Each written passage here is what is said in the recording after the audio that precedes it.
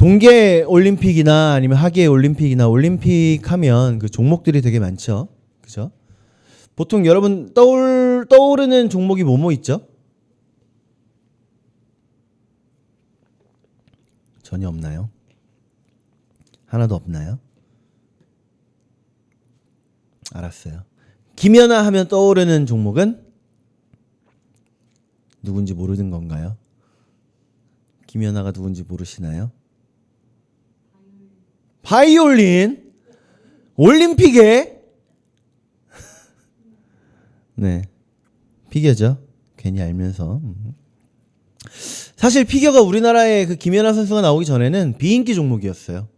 딱히 뭐 그 피겨에 나오는 기술이라든가 그런 동작들 하나하나의 이름까지 알고 있는 사람은 거의 없었습니다. 근데 우리 피겨 하면 떠오르는, 뭐 김연아 하면 떠오르는 그 기술 하나 있잖아요. 뭐예요? 트리플 악셀. 아, 고마워요. 드디어 한번 대답을 해주네. 트리플 악셀. 자, 트리플 악셀을 어떻게 하는 거예요? 김연아가 하는 거 봤어요? 진짜요? 언제? 밴쿠버에서요? 평창이요? 제가 알기로 김연아가 트리플 악셀을 공식 경기에서 한 적이 없는 걸로 알고 있는데. 했어요? 내가 잘못 알아봤나? 어쨌든 트리플 악셀이라고 하는 그 기술이 왜 유명해요? 왜? 실패할 확률이 높고 아주 위험하고 또 대단한 기술이기 때문에 유명하죠. 그거 하나 하려고 김연아라는 선수가, 뭐 아스라 마오라고 하는 선수가 얼마나 많은 연습을 하고 얼마나 많은 실패를 경험했을까요? 몇 번이나 넘어졌을까요? 엉덩방아는 몇 번이나 쪘을까요? 1만 번의 법칙이라는 게 있어요. 1만 번의 법칙. 1만 시간의 법칙. 뭐든지 1만 시간만 하면 득도한다. 1만 시간만 하면. 여러분, 나는 이거 하나 잘하고 싶어. 그러면 10,000시간 동안만 해보세요. 그러면 득도합니다. 그 끝에 다다라요. 노력은 배신하지? 이런. 노력은 배신하지요. 노력은 배신하지 않는다. 우리가 김연아라고 하는 선수의 그 노력이라든가 연습하는 장면들을 여러 번 보았고 또 얼마나 노력했는지를 우리가 들어왔기 때문에 그 사람이 얼마나 대단하다라는 걸 알고 있어요. 왜? 하는 게 잘해서이기도 하지만 엄연히 그렇게 열심히 노력을 해왔던 걸 알기 때문에, 그 노력한 시간을 알기 때문에 김연아가 대단하다라고 이야기를 하는 거죠. 피겨 퀸이라고 하는 그 별명이요, 그냥 붙은 게 아니에요. 오늘 말씀 묵상하면서 저는 그 고통 속에서 신음하는 이스라엘 백성들은 어쩌면 자신들 스스로를 하나님 앞에서 나는 잊혀진 존재야, 하나님이 우리를 잊어버리셨어 라고 여겼을 수도 있겠다, 그런 생각했습니다. 하나님이 얼마나 원망스러웠을까요? 400년, 430년간의 그 애국 생활 중에서 몇 년 동안이나 과연 고통받으면서 살았을까요? 과연 몇 년 동안이나? 물론 400년, 430년이 전부 다 고통스러운 시간은 아니었을 거예요. 당연하죠. 요셉을 기억하는 왕들도 있었을 테니까, 그 기록을 보는 왕들도 있었을 테니까 당연히 요셉을 기억했던, 봐왔던, 배웠던 왕들은 이스라엘 백성들을 홀대하지 않았을 겁니다. 그런데 그 잊혀진 날부터만 기억을 생각을 해봐도 어마어마한 시간일 거예요. 몇 년인지 아는 사람 있어요? 저도 몰라요. 모른다는 말은 결국 짧지는 않다라는 걸 의미하죠.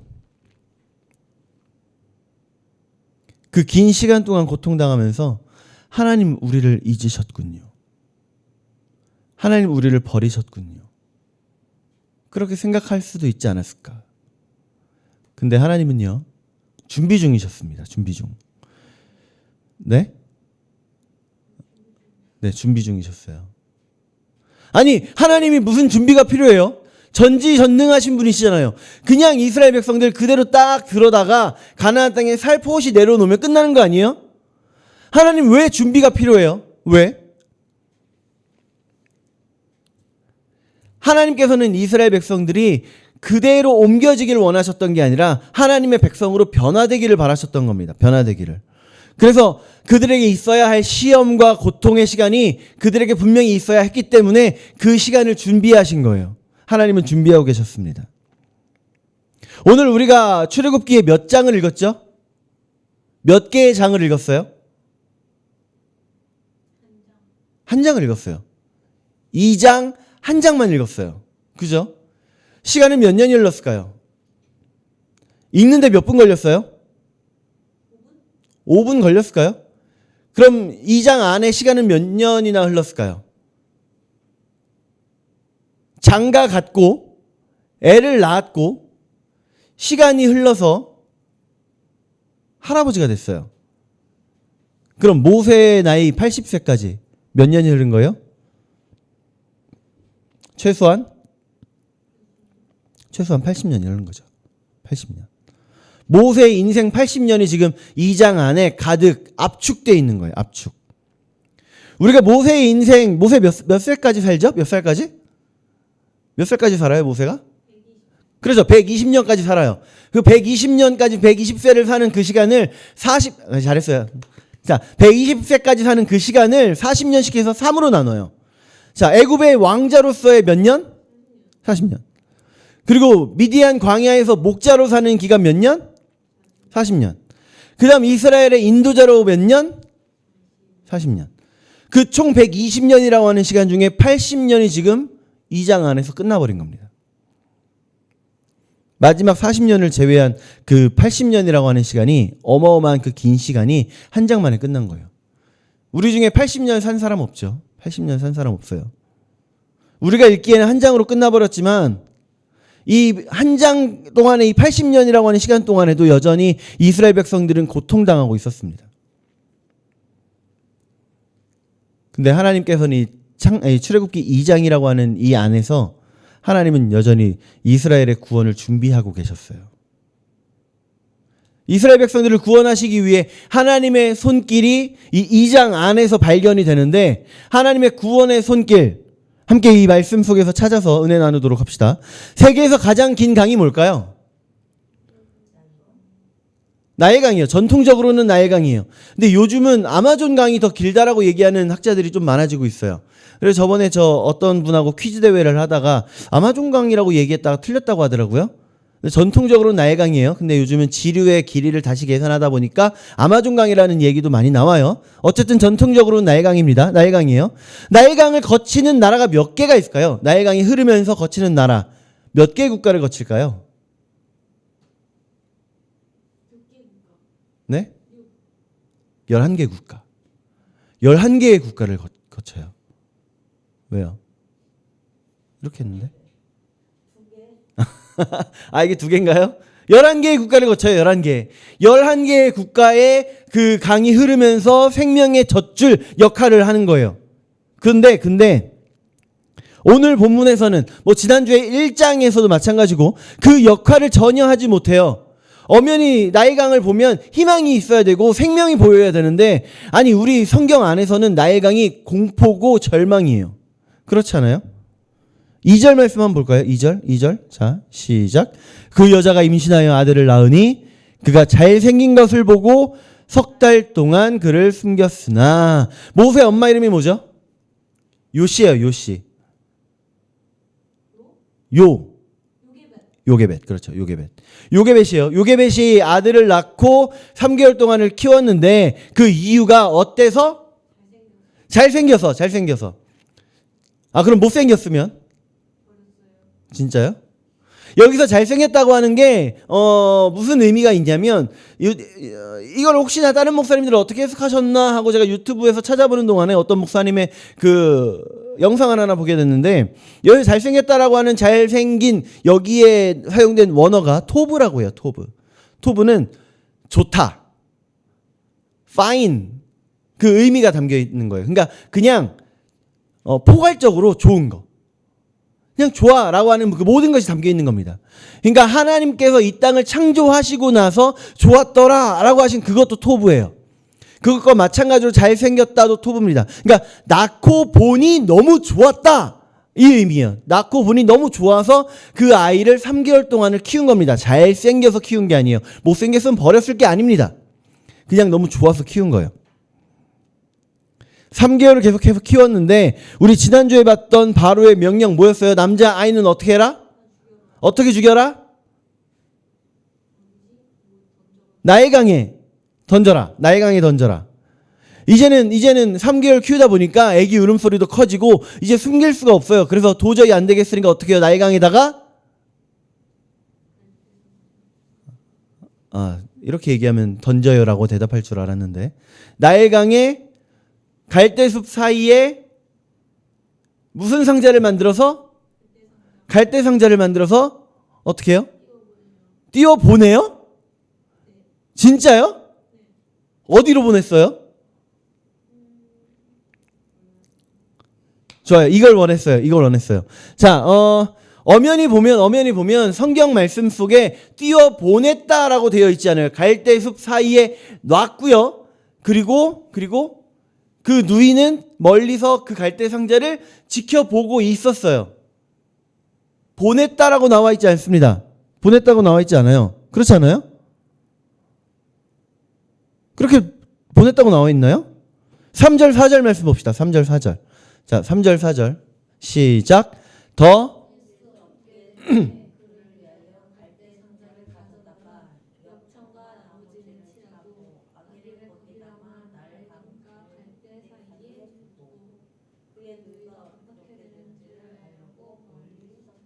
갔어요, 안 갔어요? 안 갔어요. 뛰어났어요.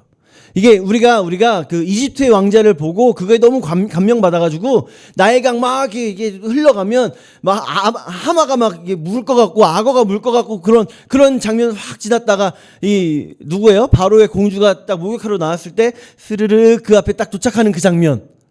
그거에 이제 너무 감명 받아가지고 그렇게 상상을 하는데 그러면 얼마나 멋있겠어요, 그죠? 근데 그렇지 않아요. 그냥 놨고 숨어서 보고 있고 와서 발견해서 데려갔어요. 데려갔나요? 데려갔어요. 네. 어쨌든. 그래서 하나님께서는 그래요. 이게 흘러가진 않았죠. 갈대상자가 흘러가진 않았죠. 그런데 나일강이라고 하는 그 강을 우리가 한강으로 생각하면 안 돼요. 한강에는 이 동물이 없는데 나일강엔 이 동물이 엄청 많아요. 악어. 띄워놓고 갔어도 악어가 눈만 물 밖으로 떼끔 내밀고서는 다가올 수 있는 겁니다. 얼마든지 그 물에 의해서 이 갈대 상자는 뒤집어질 수도 있고요. 어떻게든 위험을 처할 수도 있었어요. 수많은 병사들이 왔다 갔다 하는 그 와중에 놀랍게도 공주가 먼저 발견한다는 건 정말 있을 수 없는 일입니다. 그런데 하나님께서는 그렇게 하셨어요. 여기서 무슨 손길을 발견할 수 있을까요? 네, 하나님은 보호해 주셨어요. 하나님 보호해 주셨습니다. 그렇게 멋있게 갈대 상자가 흘러가고 이것저것 피해가고 그렇게 되진 않았지만 엄연히 그 갈대 상자는 하나님께서 지켜주셨습니다. 보호하셨어요. 아무리 절망적인 순간일지라도 도저히 내 눈에는 아무것도 방법이 없어 보이고 도저히 이제는 아무것도 못할 것 같아 보여도 하나님께서는 우리가 깨닫지 못하는, 우리가 생각지 못하는 방법으로 우리의 앞길을 인도해 가십니다. 지금 모세에게 있어서 가장 큰 위협이 되는 건 누굴까요? 바로 왕이죠, 당연히. 바로 왕가가 자기들의 왕가를 지키기 위해서 어떻게든 히브리 족속들의 사내 아이를 없애야만 하는 가장 큰 적 아니에요? 바로 왕가가? 근데 하나님께서는 모세를 보호하시는데 다른 일개 병사를 사용하신 게 아니라 놀랍게도 상상도 못했던 누구를? 공주를 사용하시는 거예요. 하나님께서는 그렇게 보호하십니다. 우리가 살아가면서 우리가 도저히 어떻게 할 수 없는, 어찌할 수 없는, 도저히 방법이 생각나지 않는 그런 상황의 환경에 처해 있을지라도 하나님께서는 우리가 생각하지 못하는 그 이상의 것으로 우리를 인도하신다고요. 보호하신다고요. 그래서 우리가 하나님을 믿음으로 신뢰할 수 있는 거죠. 자, 이스라엘 백성들을 구원하시기 위한 하나님의 손길 두 번째는요. 실패 속에서 그 준비하시는 손길이 발견이 되는 거예요. 우리 말씀 봅시다. 11절, 12절. 자, 함께 읽어요. 시작. 모세가 대표를 읽으시는 거죠? 한 히브리 사람 곧 자기 형제를 치는 것을 본지라 좌우를 살펴 사람이 없음을 보고 그 애굽 사람을 쳐 죽여 모래 속에 감추니라. 모세가 지금 나이가 몇 살이 된 거예요? 네, 40이 된 거예요. 사람을 죽였고 이제 왕자의 입장에서 떠나야 될 때가 온 거잖아요. 모세의 나이가 40이 된 겁니다. 40. 애굽 왕자로 40년을 살았어요. 놀랍게도 그동안 모세는 자기의 친모인 누구의 양육을 받았어요? 요게벳의 양육을 받아요. 그 말은 나는 무슨 민족이다? 애굽의 왕자이지만 나는 엄연히 누구다? 히브리인이다. 그래서 자기의 동족들이 고통당하는 장면을 발견하고 그대로 지나치질 못해요. 그래서 어떻게 해요? 네, 내 동족을 괴롭히는 애굽 사람을 돌로 쳐서 죽입니다. 죽여요. 그리고 모래에 숨겨놔요. 근데 이게 어떻게 돼요? 나중에 다음 날 갔더니 들통나요. 발각돼요. 동족끼리 싸우는 걸 보고 야, 너 왜 그래? 라고 한마디 했다가 누가 너를 우리 재판관 삼았느냐? 왜 어제 애굽 사람 죽인 것처럼 나도 죽이려고? 이런 말을 들어요. 엄연히 모세는 그 전날에 문제를 받고요. 그 문제를 해결하기 위해 애굽 왕자로서 자기가 할 수 있는 최고의 것을 사용한 거예요. 그죠? 내 신분을 활용했어요. 자기 힘으로 얼마든지 할 수 있을 거라고 생각을 했습니다. 그런데 어떻게 된 거예요? 성공했어요? 실패했어요? 실패했어요. 이집트의 애굽의 왕자의 신분에서 그 실패가 들통나면서 어떻게 됐어요? 그 지위가 완전히 박탈됐어요. 역전돼 버렸어요. 한 번의 실수로 광야의 도망자로 전락을 하는 겁니다. 왕자 신분에서 이제 거들떠 보지도 않던 미디안의 양치기 가문하고 결혼해요. 그리고 시간이 흐르죠. 자, 모세가 그 애굽을 떠날 때의 나이가 몇 살이라고요? 애굽을 떠날 때 왕자의 자리에서 떠났을 때 40세죠. 40세. 40세면 지금 누구 나이랑 비슷해요? 네, 저랑 비슷해요. 나이 40 돼 보니까 쌩쌩해요. 건강해요. 힘 넘칩니다. 오히려 20대 때보다 더 이게 머리에 들어온 것도 많고 경험도 생기고 하면서 그때보다 오히려 뭘 일을 하려고 하면 자세부터 나오기 때문에 그때보다 오히려 더 힘도 잘 써요. 오히려 그래요. 그 말은 지금 모세는 자기의 실패로 인해서 자신감이 완전히 바닥이었지만 육체는 어떻다? 여전히 건강했다.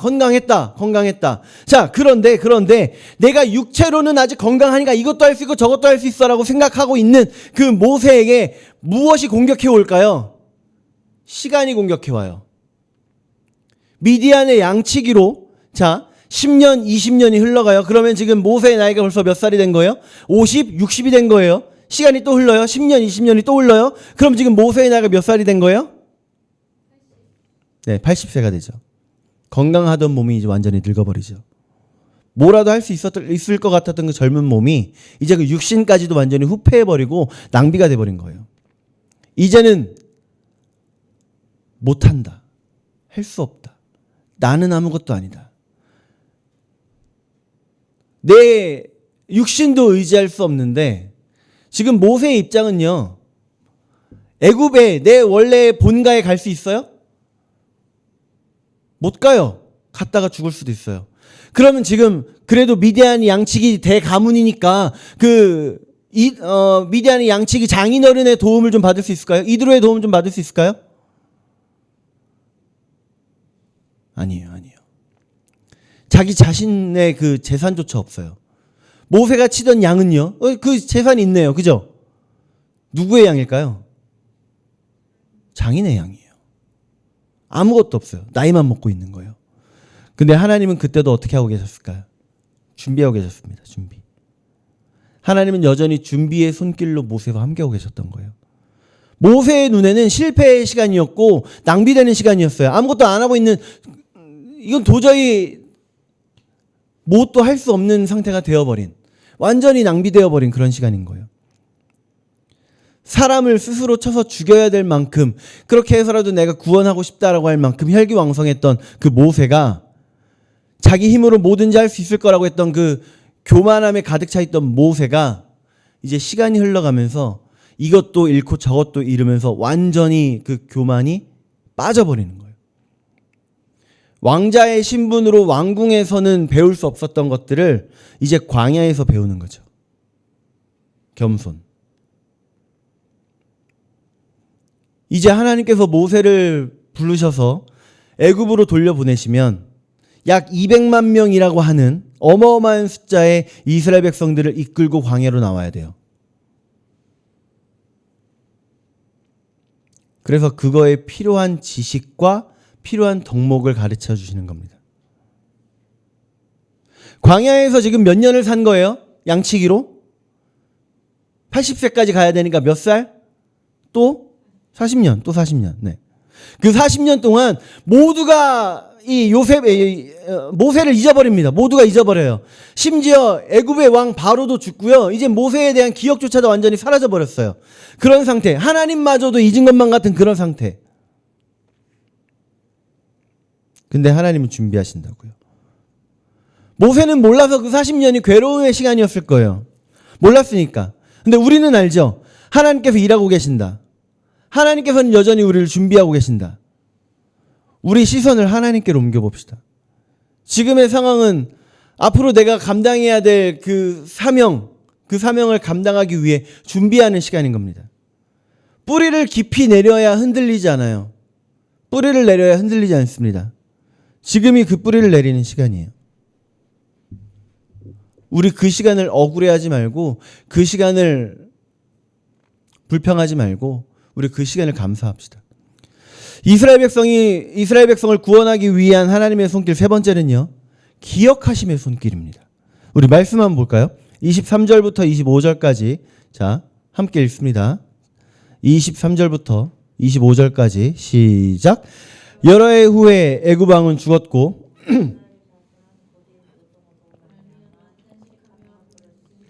그 고된 노동으로 말미암아 부르짖는 소리가 하나님께 상달된지라.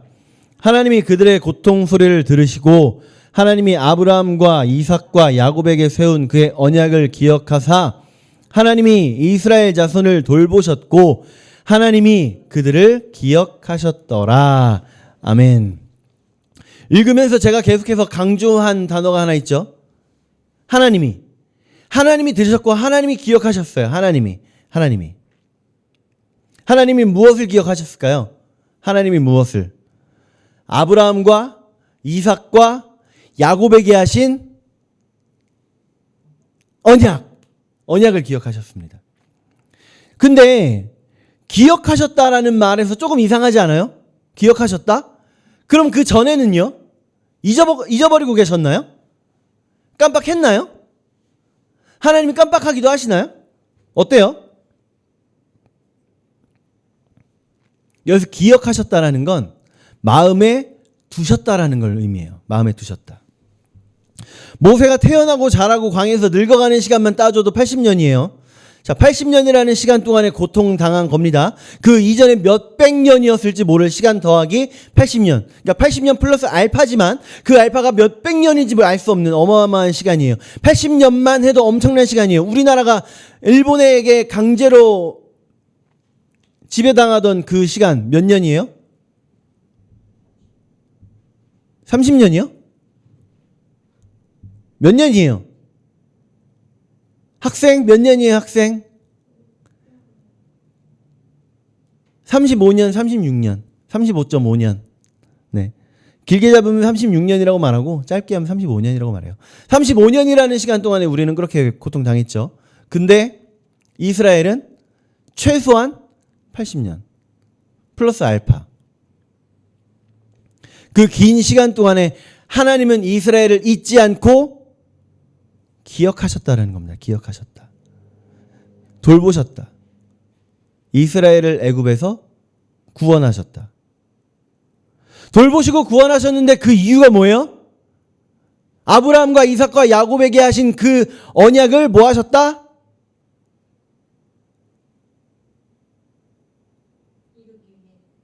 기억하셨다. 네, 기억하셨다.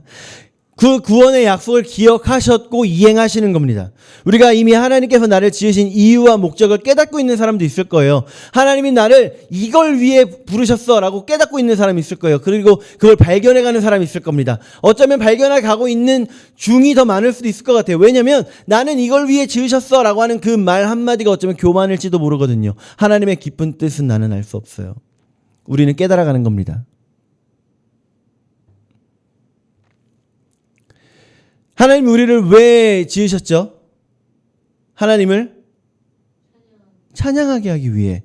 근데 이거는 모든 인간을 위한 하나님의 뜻이에요. 나를 위한 뜻이 무엇이냐? 나를 위한 뜻. 나에게 하나님이 계획하신 것이 무엇이냐? 나를 이 땅에 태어나게 하신 그 목적이 무엇이냐? 그걸 알아가야 되는 건데 하나님 나를 겨우 이렇게 살게 하려고 지으신 거 아니잖아요. 하나님 나를 겨우 이렇게 쓰려고 날 지으신 거 아니잖아요. 하나님 나에게 원하신 뜻이 있기 때문에 나를 부르셨잖아요. 하나님 혹시 나를 잊으셨어요? 하나님 나 혹시 까먹으신 거 아니죠?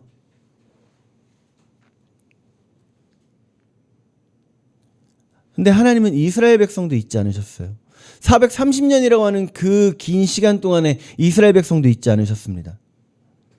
근데 겨우 몇십 년 되는 우리 잊으셨을까요?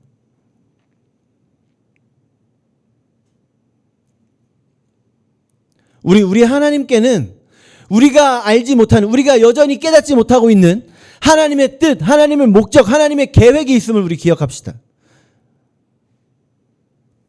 모두 실패한 것 같고 이제 포기해야 될 것 같을 때 하나님은 그 순간에도 일하고 계시다는 거예요. 하나님은 여전히 우리가 알지 못하는 방법으로 그 약속을 이루어 가신다는 겁니다. 우리 믿음으로 하루하루를 살아갑시다. 그래서요. 우리 하나님의 보호, 준비, 기억의 손길 신뢰해서 우리 하나님의 때를 고대합시다. 하나님은 우리를 향한 그 하나님의 사랑의 손길을 단 한 번도 거두신 적이 없으세요. 우리 그거 기억해서 당당히 이 세상 살아갑시다.